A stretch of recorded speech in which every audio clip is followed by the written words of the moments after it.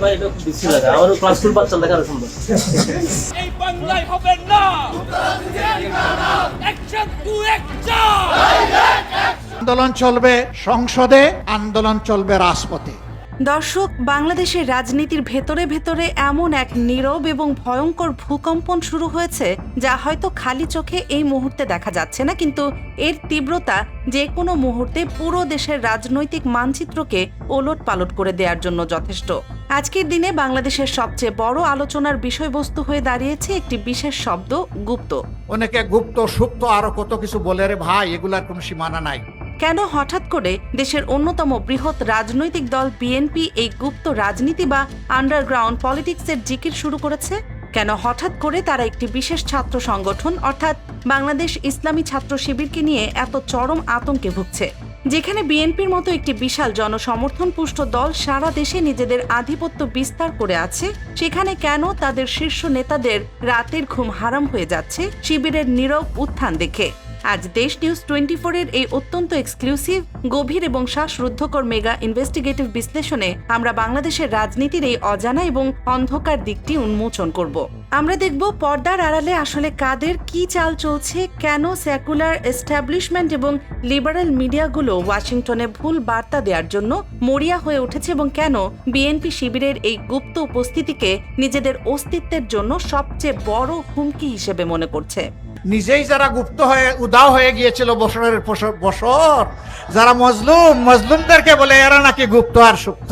ভিডিওর শেষ মুহূর্ত পর্যন্ত একদম মনোযোগ দিয়ে আমাদের সাথেই থাকুন, কারণ আজকের এই রাজনৈতিক সমীকরণ আপনার চোখ চিরতরে খুলে দেবে এবং আগামী দিনের বাংলাদেশের রাজনীতির আসল ব্লুপ্রিন্ট আপনার সামনে স্পষ্ট করে তুলবে। শুরুতেই আমাদের বুঝতে হবে কেন এই গুপ্ত বা আন্ডারগ্রাউন্ড শব্দটি হঠাৎ করে এত বেশি প্রাসঙ্গিক হয়ে উঠল। বাংলাদেশের রাজনীতিতে একটি দীর্ঘ সময় ধরে যারা রাজপথে রক্তক্ষয়ী সংগ্রাম করেছে, টিয়ার গ্যাস আর সাউন্ড গ্রেনেডের মুখোমুখি হয়েছে, তাদের মধ্যে ইসলামী ছাত্র শিবির অন্যতম। কিন্তু গত ১.৫ দশকে চরম দমন পীড়ন, গুম, খুন এবং রাষ্ট্রযন্ত্রের সর্বোচ্চ নির্যাতনের শিকার হওয়ার পরও এই সংগঠনটি কিভাবে টিকে রইল? এই টিকে থাকার পেছনের আসল রহস্যটি হলো তাদের এই তথাকথিত গুপ্ত বা সাইলেন্ট অপারেশনাল স্ট্র্যাটেজি। যখন প্রকাশ্যে মিছিল মিটিং করা তাদের জন্য প্রায় অসম্ভব করে তোলা হয়েছিল, তখন তারা রাজপথের বদলে নিজেদের মেধাকে শানিত করার কাজ শুরু করে। তারা তাদের পুরো শক্তিকে ডাইভার্ট করে দেয় study circle, intellectual training system এবং পারফরম্যান্স বেসড প্রমোশনের দিকে। অর্থাৎ তারা কেবল স্লোগান দেয়া কর্মী তৈরি করেনি, তারা তৈরি করেছে এমন একদল সুশৃঙ্খল এবং উচ্চ শিক্ষিত তরুণ প্রজন্ম যারা সমাজের প্রতিটি স্তরে অত্যন্ত নীরবে নিজেদের জায়গা করে নিয়েছে। আর ঠিক এখানেই তৈরি হয়েছে বিএনপির সবচেয়ে বড় এবং ভয়ঙ্কর অ্যাংজাইটি বা উদ্বেগ। বিএনপি এখন খুব স্পষ্টভাবে দেখতে পাচ্ছে যে শিবিরের কর্মীরা আর কেবল আগের মতো রাজপথের লড়াকু সৈনিক নেই, তারা এখন বৈদ্যুতিকভাবে এবং একাডেমিকভাবে এমন এক শক্তিশালী অবস্থানে পৌঁছে গেছে যা মোকাবিলা করা বিএনপির গতানুগতিক ধারার রাজনীতির পক্ষে প্রায় অসম্ভব। বিএনপি কেন শিবিরকে এত ভয় পাচ্ছে তার আরও একটি বড় কারণ হলো শিবিরের হাই মোরাল পজিশন বা অত্যন্ত উচ্চ নৈতিক অবস্থান এবং চরম শৃঙ্খলাবোধ। বাংলাদেশের সাধারণ মানুষ দীর্ঘকাল ধরে প্রচলিত রাজনৈতিক দলগুলোর চাঁদাবাজি, টেন্ডারবাজি এবং অভ্যন্তরীণ কোন্দল দেখতে দেখতে চরমভাবে বীতশ্রদ্ধ। সেখানে শিবির নিজেদের এমন একটি সুশৃঙ্খল ব্রাদারহুড বা ভ্রাতৃত্ববোধের মডেলে দাঁড় করিয়েছে যেখানে কোনো ধরনের নৈতিক স্থলন বা বিশৃঙ্খলার স্থান নেই। সাধারণ মানুষের কাছে তাদের এই ক্লিন ইমেজ এবং ডিসিপ্লিন এখন এক বিশাল আকর্ষণের কেন্দ্রবিন্দুতে পরিণত হয়েছে। বিএনপি ভয় পাচ্ছে যে যদি একটি অবাধ এবং সুষ্ঠু রাজনৈতিক পরিবেশ তৈরি হয়, তবে সাধারণ তরুণ প্রজন্ম যারা রাজনীতিতে পরিবর্তন চায় তারা হয়তো বিএনপির চেয়ে শিবিরের এই সুশৃঙ্খল এবং বুদ্ধিবৃত্তিক কাঠামোর প্রতি বেশি ঝুঁকে পড়বে।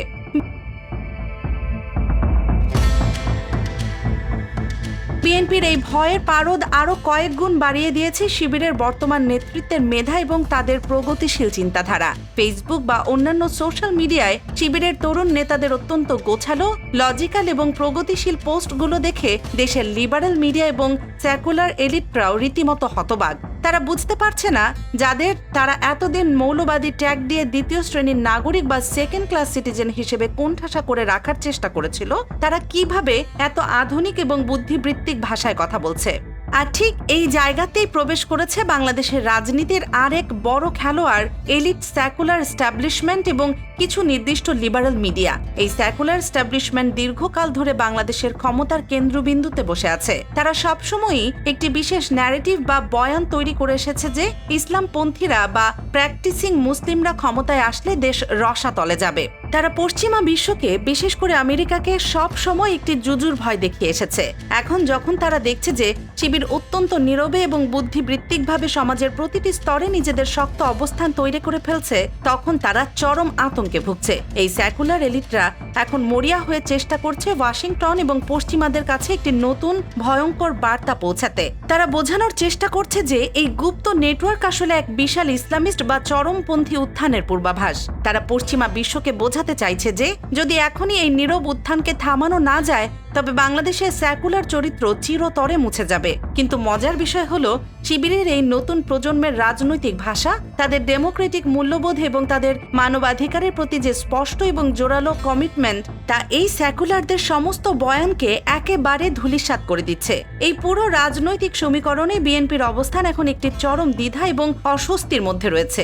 একদিকে তারা একটি বিশাল গণ অভ্যুত্থানের মাধ্যমে একটি পরিবর্তন নিয়ে আসতে চায়, অন্যদিকে তারা ভয় পাচ্ছে যে এই পরিবর্তনের সবচেয়ে বড় বেনিফিশিয়ারি বা সুবিধাভোগী হয়তো তারা নিজেরা হতে পারবে না। তারা দেখতে পাচ্ছে যে রাজপথের আন্দোলনে শিবিরের কর্মীরা যেভাবে বুকে রক্ত দিয়েছে, যেভাবে তারা ফ্রন্ট লাইনে দাঁড়িয়ে ফ্যাসিবাদীদের বুলেট মোকাবেলা করেছে, তার ফলে সাধারণ মানুষের মনে শিবিরের প্রতি এক বিশাল ইমোশনাল কানেকশন বা আবেগের জায়গা তৈরি হয়েছে।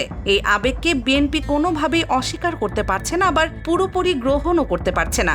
কারণ তারা জানে শিবিরের এই হাই মোরাল পজিশন এবং অর্গানাইজেশনাল ডিসিপ্লিনের সামনে বিএনপির বর্তমান অনেক নেতাই রাজনৈতিকভাবে ম্লান হয়ে যাবে।